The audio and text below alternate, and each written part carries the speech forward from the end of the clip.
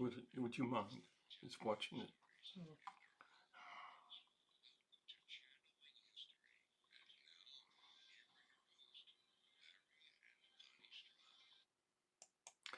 Good evening, everybody, and welcome to Channeling History. We're the only show where we speak to the souls that made things happen. And tonight we're going to speak to some wonderful souls. I'm Barry Strohm, your host. I'll be doing the channeling tonight. And I'm Connie Strohm, your co-host, and I would also like to welcome you to our show this evening. For the last 3 weeks, we've been having a roundtable discussion with the souls of Supreme Court Justices Ruth Bader Ginsburg, Sandra Day O'Connor, and Antonin Scalia. All of these very interesting shows are available on our YouTube channel.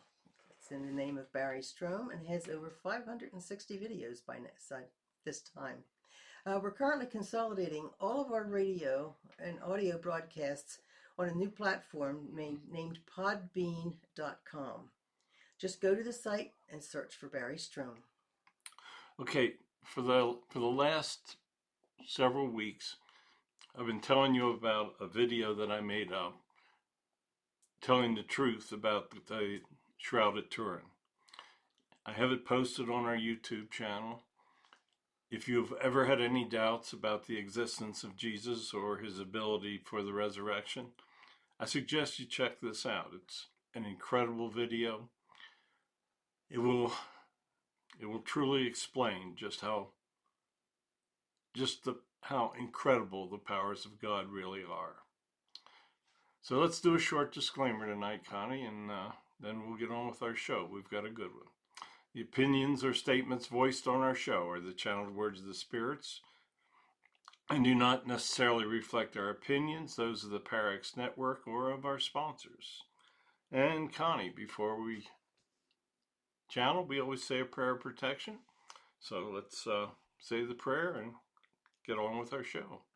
God, please grant us your wisdom and protection. Grant us the knowledge that we can handle and keep us safe from all things that will harm us. Keep the messages positive and pure love. Keep us safe from our egos. We ask these things in the light of the seen, the unseen, and the honesty of God.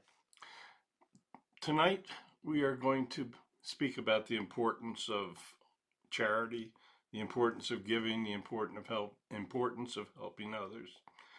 We have three wonderful guests with us. We have Andrew Carnegie. He was an American industrialist and philanthropist. He was born in Scotland, immigrated to the United States, was from a very poor family, and on his own, he accumulated a fortune in excess of $300 billion in today's dollars. In 1901, he sold his steel company to J.P. Morgan and then devoted the rest of his life to giving away his incredible fortune. Just one example of his philanthropy was the founding of 2,509 libraries in the late 19th and 20th century. In 1911, he endowed the Carnegie Foundation with $135 million to promote education and international peace. We are incredibly honored to have his soul back again with us tonight. I know I've been looking forward to speaking with him once more. So, Connie, let's begin asking some questions. Yes. Andrew, thank you so much for joining us again. Would you like to begin with a statement? Yes, I would. I was very blessed by God. He allowed me to make incredible money. It was a time, the early 19th century. It was a time that you could make a lot of money. I guess we did take advantage of certain individuals. We did have monopolies. We controlled pricing in many ways. I know that there were things that we did that were not necessarily approved by God, but he did allow me, through his blessings, to make more money than I ever comprehended. When the time came that I could sell my business, I realized that I needed to help others. There had been many people, yes, that I had taken advantage of, no question. I suppose I could have given more money to my employees. There were a lot of things I could have done. But I did provide thousands and thousands of jobs to many. It was a time that the economy would come, it would be good, and the economy would be bad. I tried to look out for my employees as best I could, but there were times that I could have done much more. But before I leave you tonight, I want you to truly understand the importance of giving. That is why I keep coming back every time you ask me to return.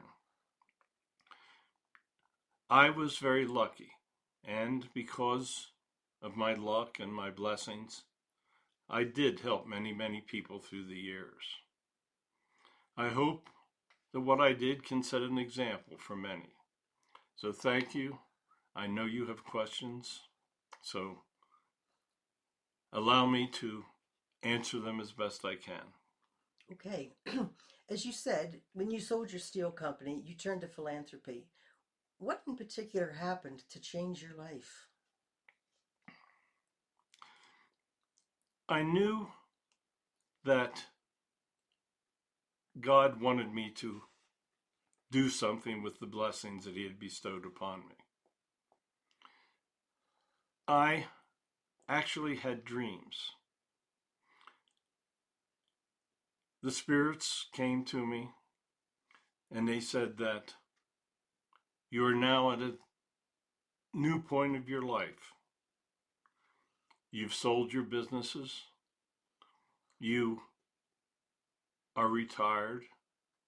And God wants you now to help others. I felt that I did have a responsibility to do it. I felt that I was one of the few people that could set an example for others in giving. I did manage to have other wealthy individuals turn to charity as well. But I truly understood that this was what God wanted of me. I never truly understood the importance of giving until I got back to the other side. But I accepted the messages and I accepted the challenge. And I truly tried to give away as much of my wealth as I could. I realized that wealth can destroy a family. It can destroy your children. It can take away all of the normalcy that an individual should live with. There are many things and much damage a wealth can do.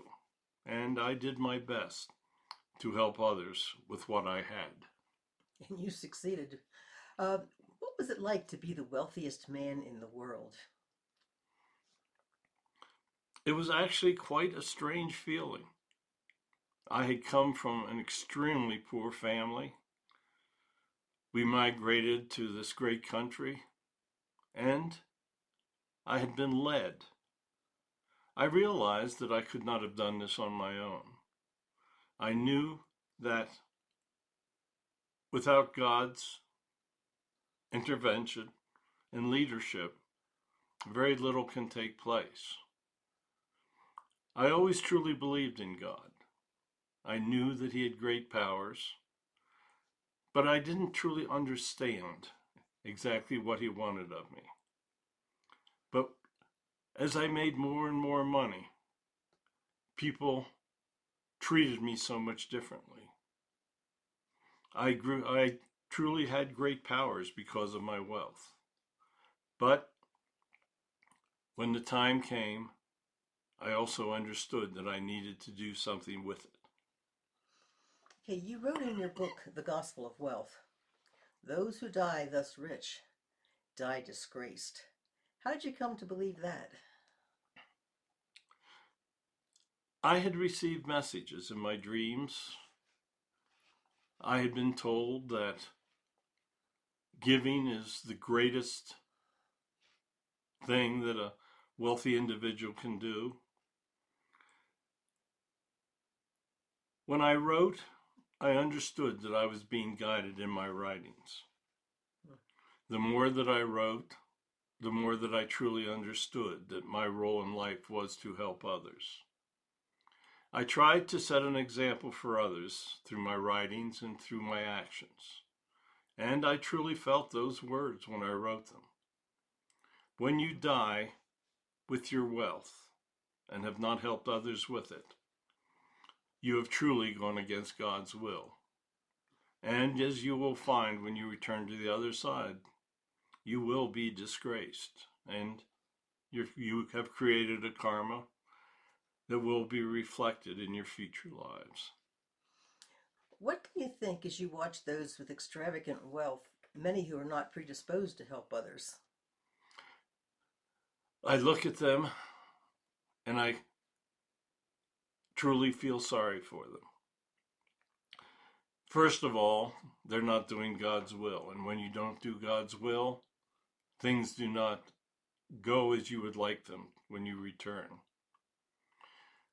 These people think they can take their money with them. They think that this great wealth can cause happiness for their family.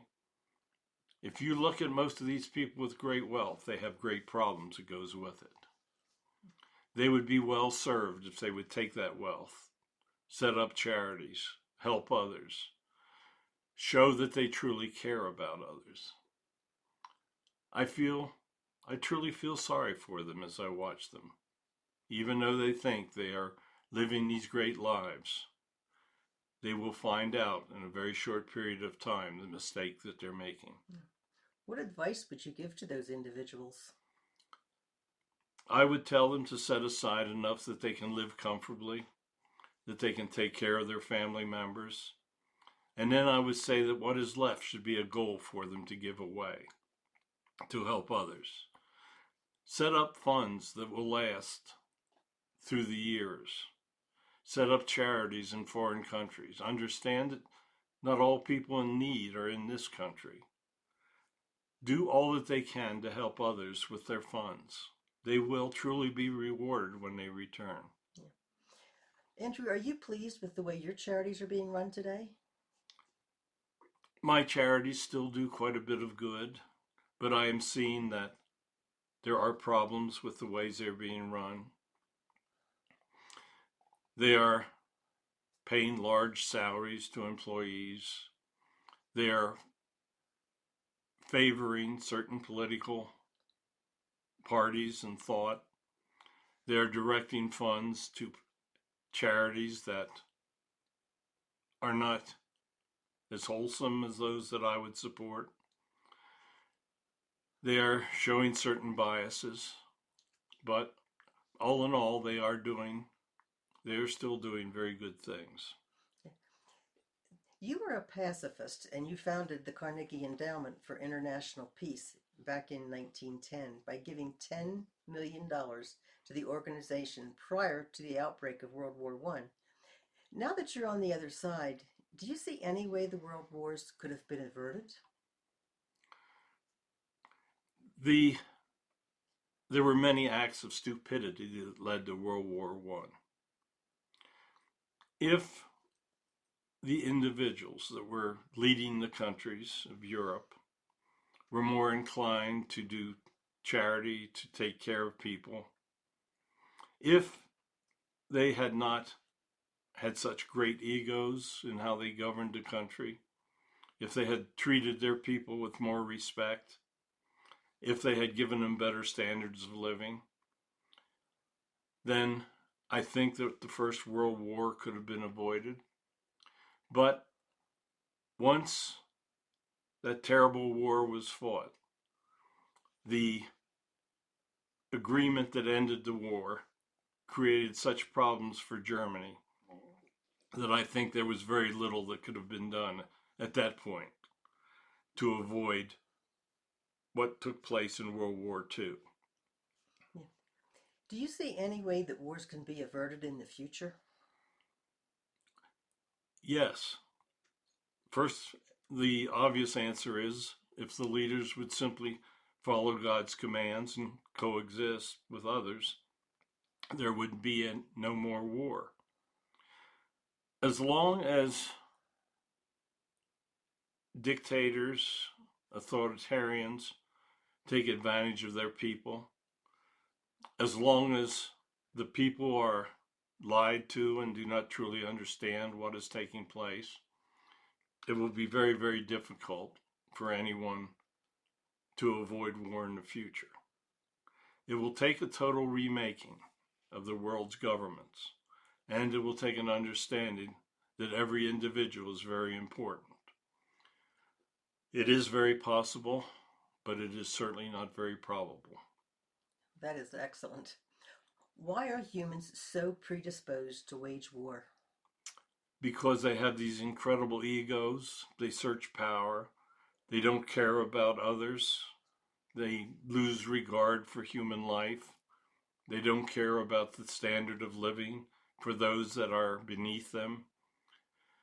There are many reasons. People always want what the other person has, and they are often willing to wage war to get it.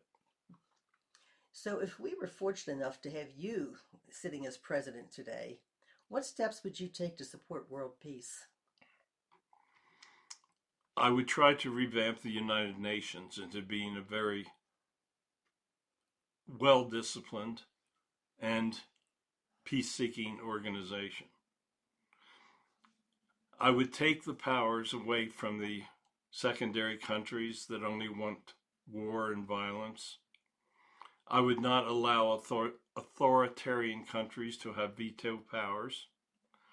I would assure that there were worldwide communication networks that would provide the truth to people.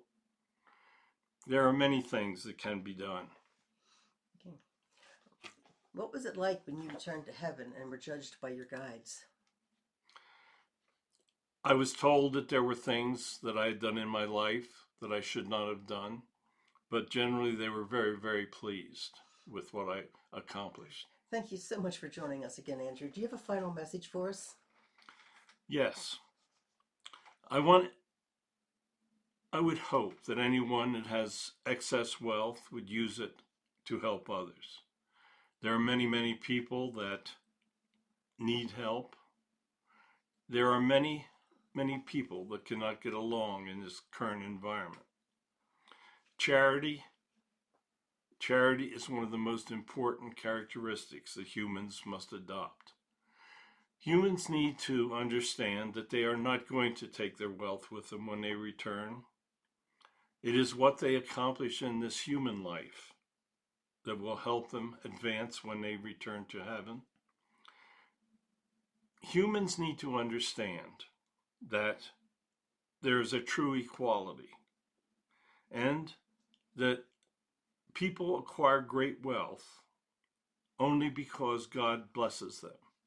Great wealth is this test. How they use that great wealth will decide how they are judged when they return. If they do not use that great wealth, they will truly create karma that they will have to pay in their future lives. So thank you so much for allowing me to speak. Thank you for allowing me to give my thoughts. And thank you for allowing me to return. I always appreciate the opportunity. So thank you and goodbye. Thank you. Uh, Danny Thomas was an American entertainer and philanthropist who was born in 1912 and died in 1991.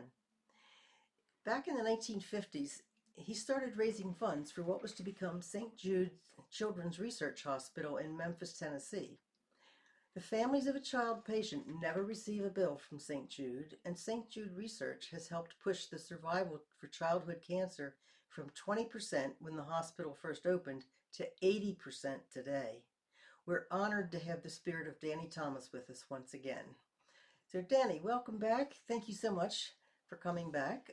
Would you like to begin with a statement? Have you ever seen a performer that didn't like to talk when they got the chance? Especially when you're on this side, you do not get a lot of chance to talk to people that are in the life state. I want to thank you for giving me this opportunity. I never realized just what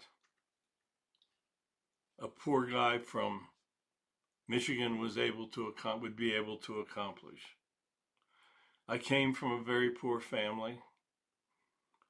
When I was trying to make it as an actor, I had many struggles.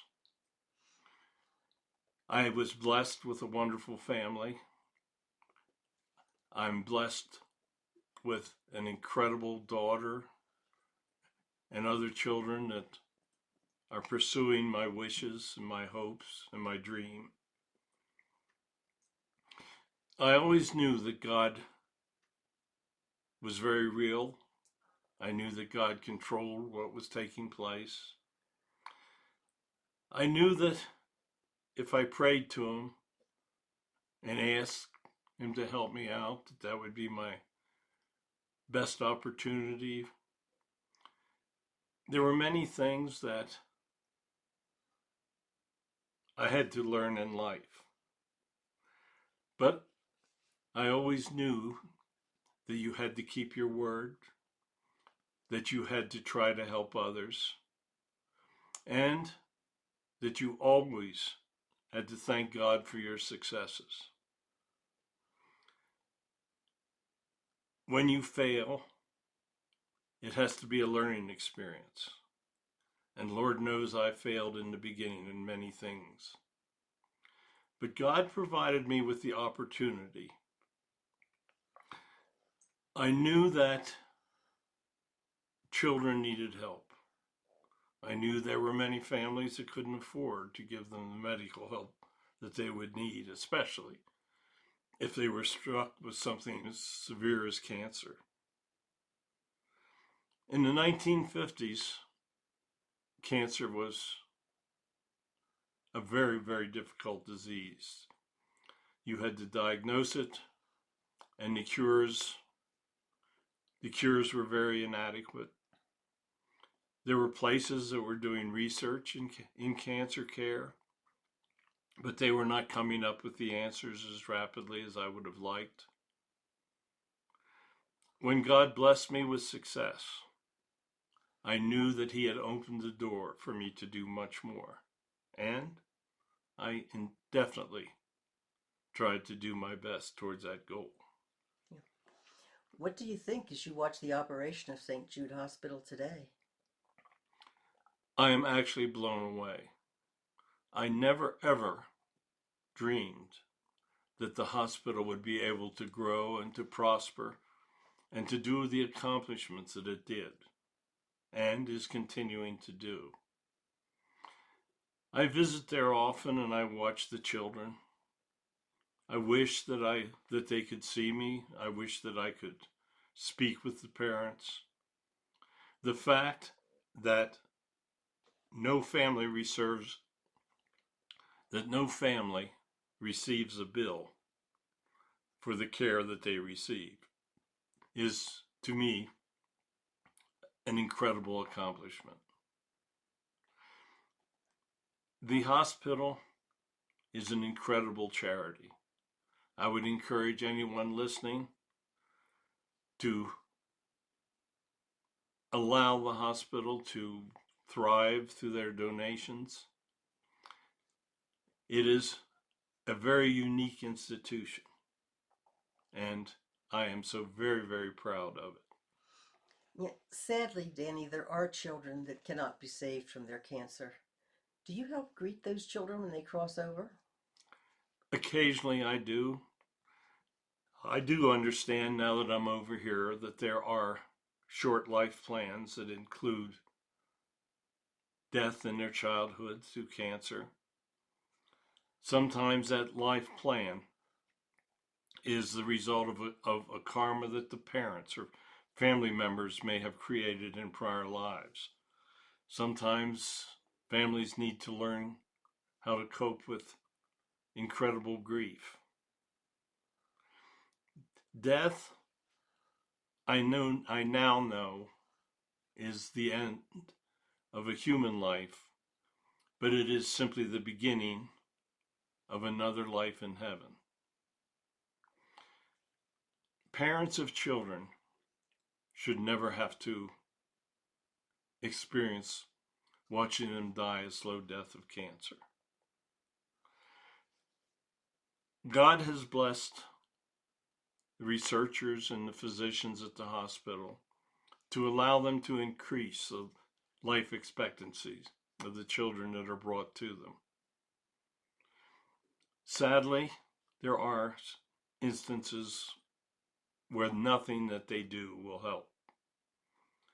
There are life plans that simply include an early death, and there is little that humans can do in those situations. But no one knows when those situations arise. No one knows whether the incredible care is going to succeed or not. There will be a time that doctors will be able to totally treat cancers that are diagnosed in time, but there will always be instances where that dreadful illness will take an early life. What would you tell our listeners about the power of prayer? The power of prayer is the most incredible power that a human will ever understand or ever partake in. There's no other instance where every word that you utter is heard by someone or some spirit. All prayers are heard.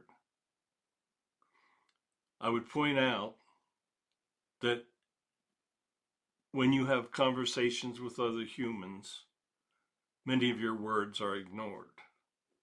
That is not the case in prayer. Not all prayers can be answered, but all prayers are heard. And when you make a promise in prayer, there are consequences if you do not keep that promise. For instance, if you promise God that if your life is saved in this instance, that you will do something, you best do it, because your guides are hearing those prayers, your angels are hearing the prayers, and they are being recorded.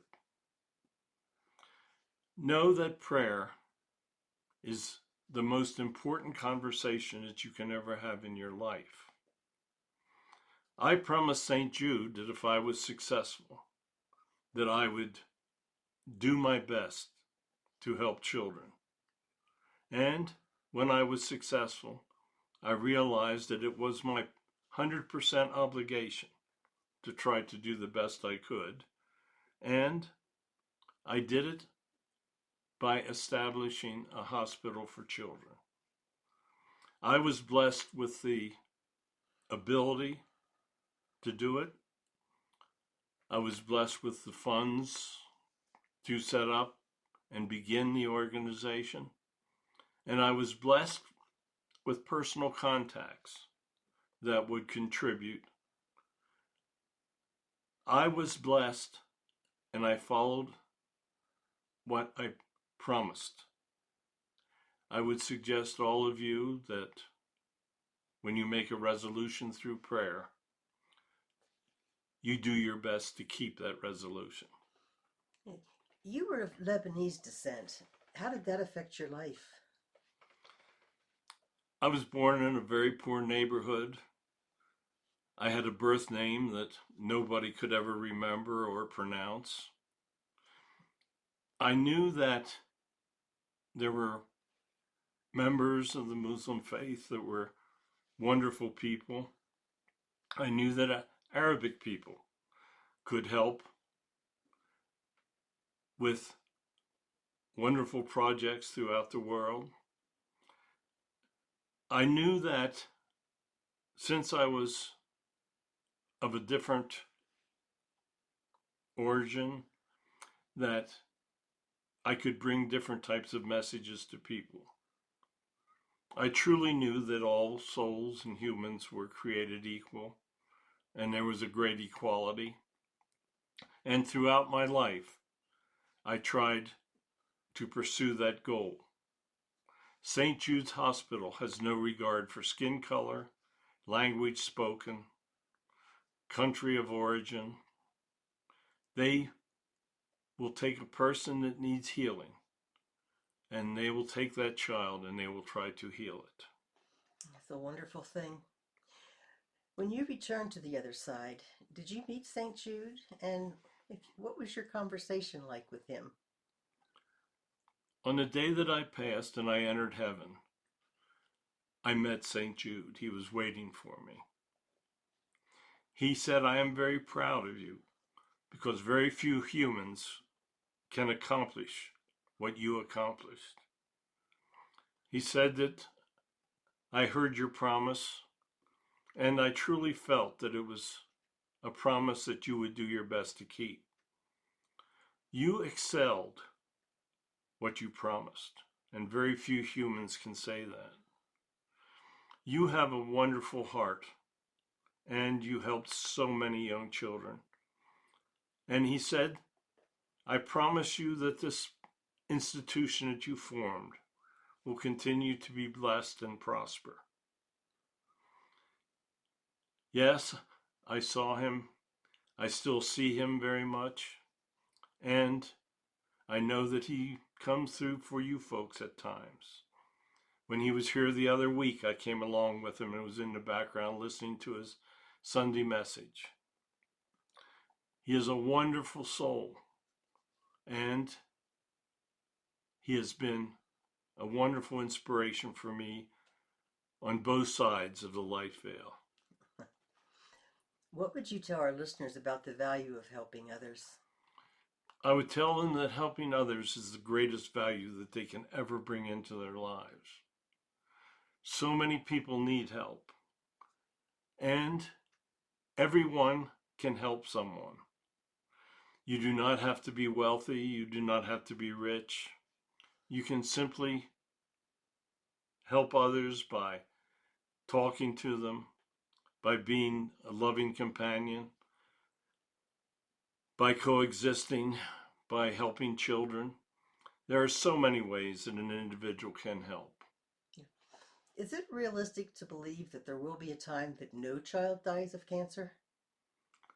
No, sadly, there will be life plans in which children are destined to short lives, and perhaps cancer will be the reason that they are taken.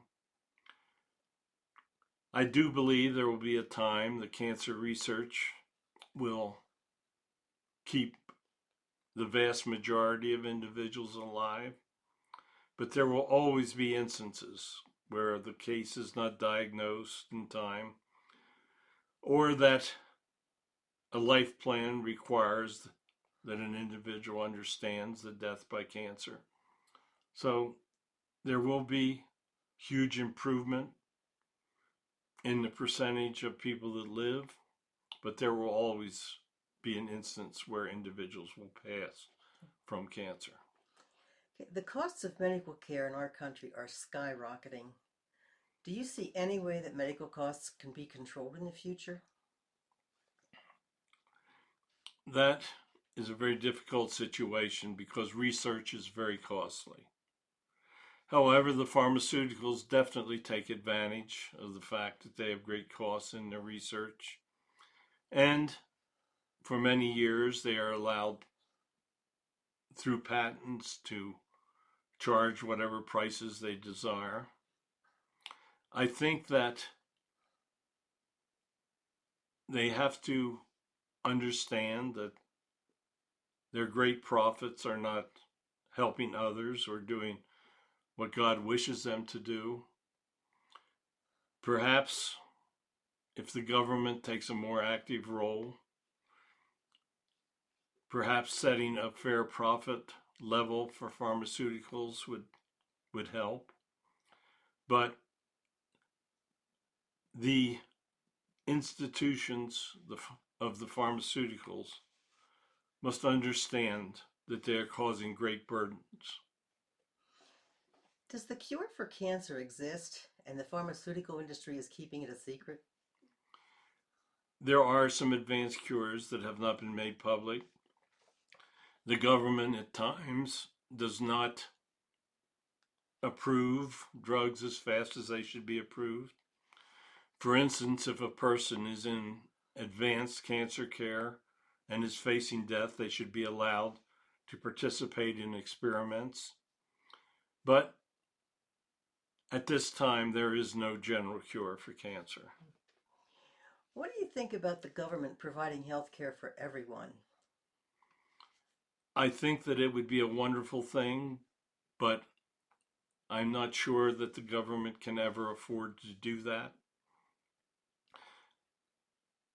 If the government becomes the only provider of care, then their inefficiencies would be passed on to the system. Government does not have a great record of efficiency, and I fear that it would be a very dangerous thing if they had total control over the healthcare system. Yeah. Are you thinking about returning anytime soon? And if so, what type of life plan are you considering? I am considering it. I had great joy in my life. I had a wonderful life, a wonderful family, and I got such enjoyment out of participating in helping others. I think that I will return in the very near future. I'm not sure what my life plan will hold, but you can rest assured that it will be something where I can help others, especially children. Yeah. Would you make any changes in your life as Danny Thomas? I lived a wonderful life. There are always things that people do that you would change. There were times that I hurt others. There were times that I did not live according to God's rule. And if I had the opportunity, I would change those situations. But in general, I think that my life accomplished much. You are correct. Danny, thank you so much for joining us again. Do you have a final message for our listeners? Yes, thank you so much for allowing me to speak once more. I wish that maybe I could have been a little funnier, but childhood cancer is not something that you joke about. St. Jude Hospital is an incredible facility. I am so proud that I was able to lay the foundation for such an incredible charity. I wish that other institutions would follow and allow free medical care for those that are truly in need. Children, especially, are incredible assets for us. To see them suffer from cancer breaks your heart. But you know that there is always hope. No parent should ever be forced to watch your child die from such a disease. The ongoing expenses of St. Jude never end. I would hope that anyone listening out there that is looking for a charity to which to contribute would consider St. Jude. It is a wonderful institution. I thank you so much for allowing me to speak. I know that Fred is standing here and waiting, and I know that he has done so much for children through the ages. So thank you, and God bless all of you.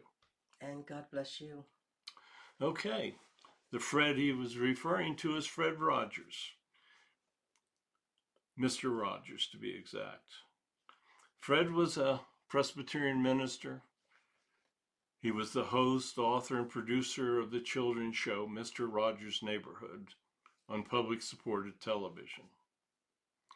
Through the years, he was the host of all 895 episodes of the show. And He composed and sang over 200 songs for the children. He dedicated his life to helping children and left a huge impact on generations. And we are very honored to have his spirit with us tonight. Yes, thank you so much for coming back, Fred. Would you like to begin with a statement? Yes, I would. I always knew that I wanted to pursue the teachings and the wishes of God. I always knew that there was this power, this energy, this wonderful source of love. I knew that the pursuit of his wishes would bring my life great joy. I did not know in the beginning just what he wanted of me. I thought that I would perhaps study theology, become a minister, try to bring others to follow him, but I never realized that I would become such a public figure. All people are capable of helping others. I hope that if anyone listening to this show tonight will understand that. So thank you for allowing me to return, and thank you for trying to help others yourselves. Okay, as you said, you were a college student studying music composition with the intent to study theology. What happened to change your life plan? Television. I saw television and I realized that it could be a great tool for helping others. I also realized that it could be a great tool for hurting others as well. I'd always loved children. I knew they were God's creation. I knew they were very special.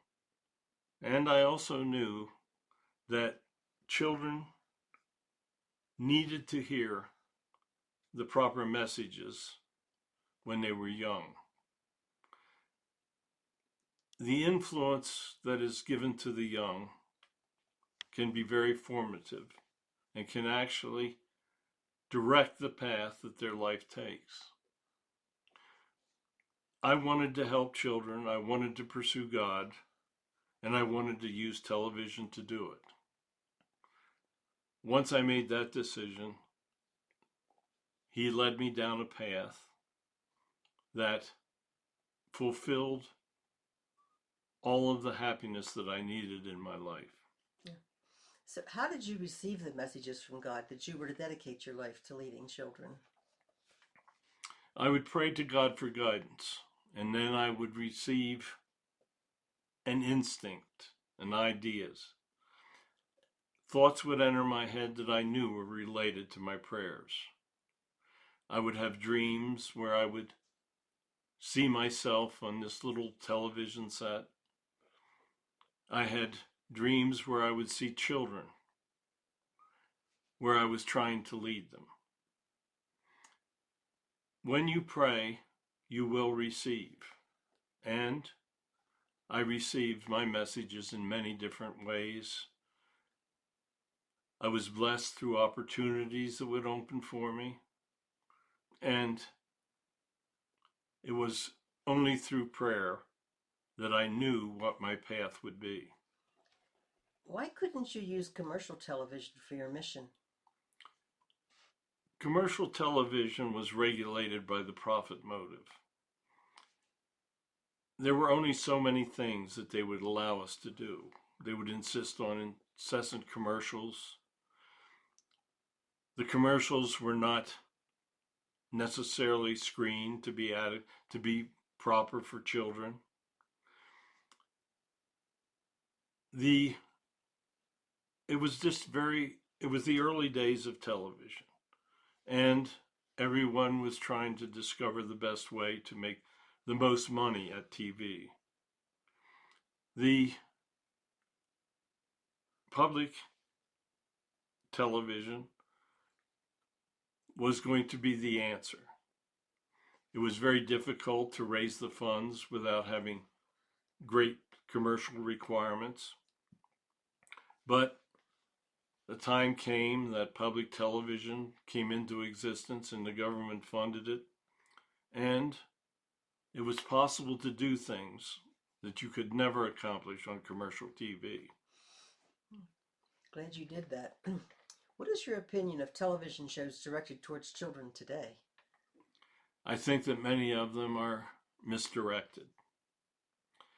Children, and I'm talking basically now about preschool children, they are essentially no different than they were when I was trying to speak to them. Preschool children are like sponges. They soak up information. They understand more than you think they understand. They are easily misled by misinformation. They do not have the ability to determine what is truth and what is fiction. Preschoolers, what they are taught, lays the foundation for their lifetime. They are the key to the future. Those children that are preschool will, in 20, 30 years, be the future leaders. And how they are taught will guide them on their path. How do you think social media is affecting the children? I think in general it's having a terrible effect on children. I would hope that parents do not allow young children to watch social media. There is absolutely no control over truth and fiction. They will see things, they will see people living lives that they emulate that will bring them nothing but disaster in the future. They will see peers setting terrible examples for them. I would hope that parents do not allow their children to watch social media at an early age. Yeah. Schools today have taken God and country out of our schools. Is there any hope for future generations with what's happening in our schools? The young have got to learn that the United States is the greatest country in the world. Opportunity, freedoms, they are all here. They are provided by the Constitution. But if you allow people to take those rights away from you, they will be lost forever. The founding fathers based much of their work on what they believed were the teachings of God. The children learned, in my time, the children learned that they needed to be very patriotic towards their country. Every individual has a right to dissent in their opinion, and every individual has a right to vote and to try to put individuals into political positions that will pursue what those individuals believe. The young need to understand that they need to serve the country. The military protects every individual that lives in the United States. The young have to feel a love for that country. If the young refuse to serve in the military, then there will be vast problems. If the young decide to follow a political system such as socialism, then there will also be great problems for our country. Patriotism and love of God are very positive, and if they are removed, it will only be replaced by negativity. That's true. If you could change one thing in our modern society, what would it be? if I could change one thing in our modern society, I would have the voters instilled with the truth. I would assure that the politicians would tell the voters the truth. If a politician made a promise running for office, I would like to see a system where if they do not follow that, the truth of what they're doing is exposed. The truth will set you free. And I would like to see the truth being enforced, especially for our young children. If you could change one thing in our school system, what would that be? I would allow children to attend public schools of their choice. Today, there are many schools that are in terrible condition and a child cannot get an education. I would have them be able to attend another school where they could be assured that their educational values would be protected. Do you think a show similar to Mr. Rogers' Neighborhood could be successful today? Sadly, I do not think that Mr. Rogers' Neighborhood would be a success today. I think that there are many competing concepts that would draw children away from the simple truths that we spoke on the show. Today, there is much evil trying to mislead our children. And sadly, those efforts to mislead are very effective. Yes. What message would you speak to the young children today?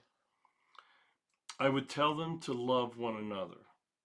I would tell them to love their parents, their family, to not speak badly against them.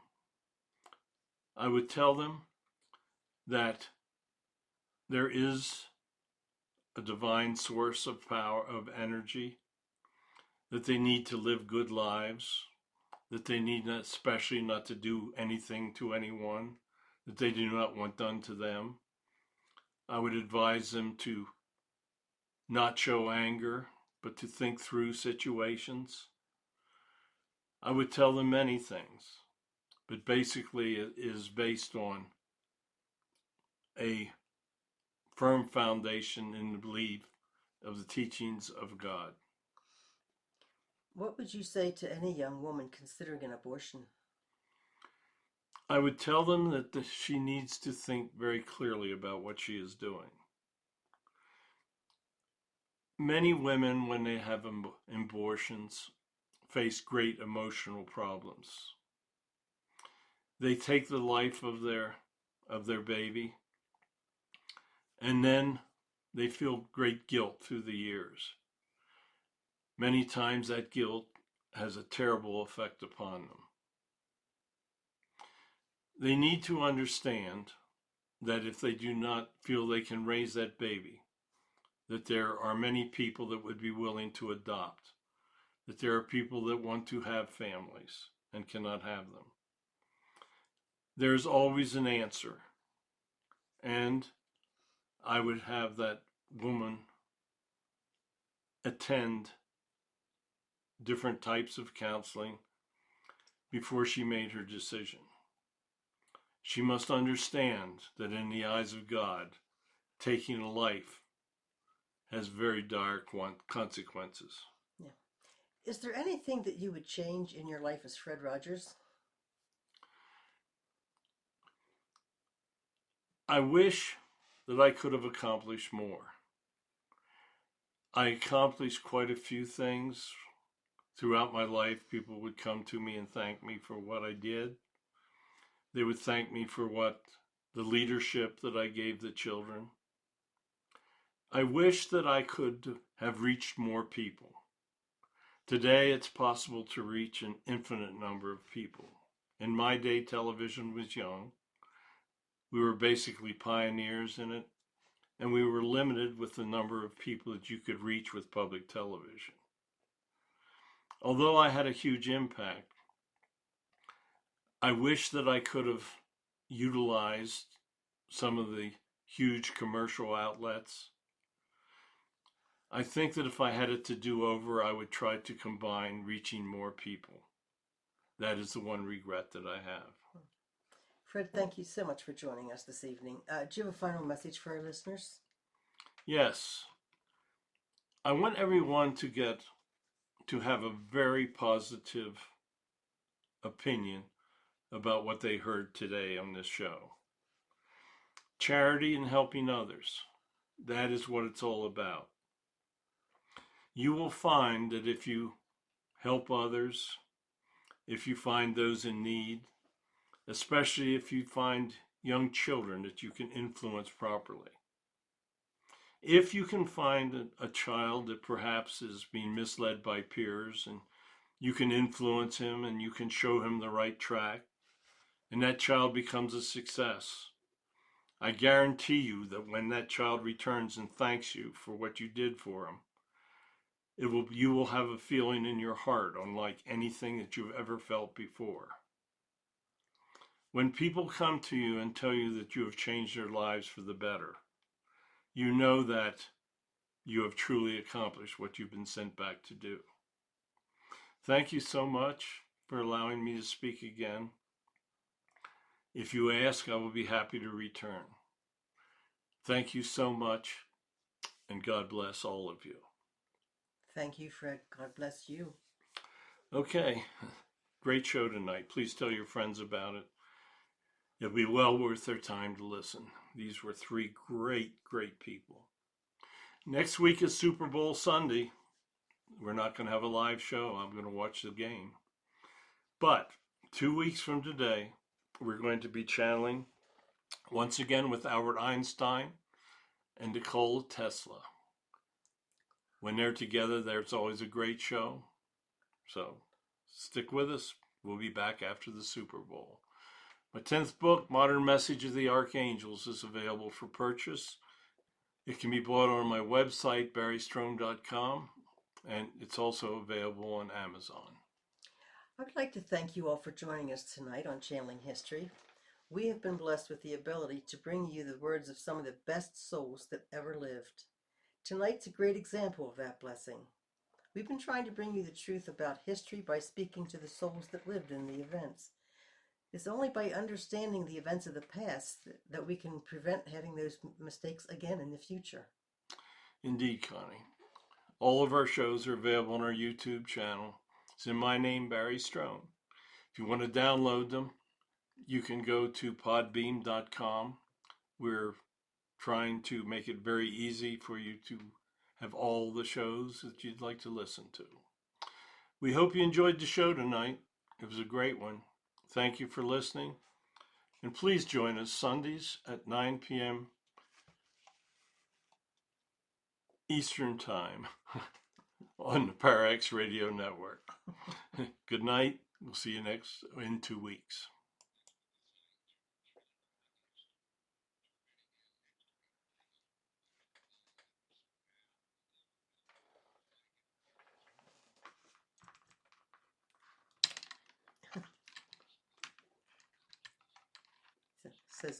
Someone says,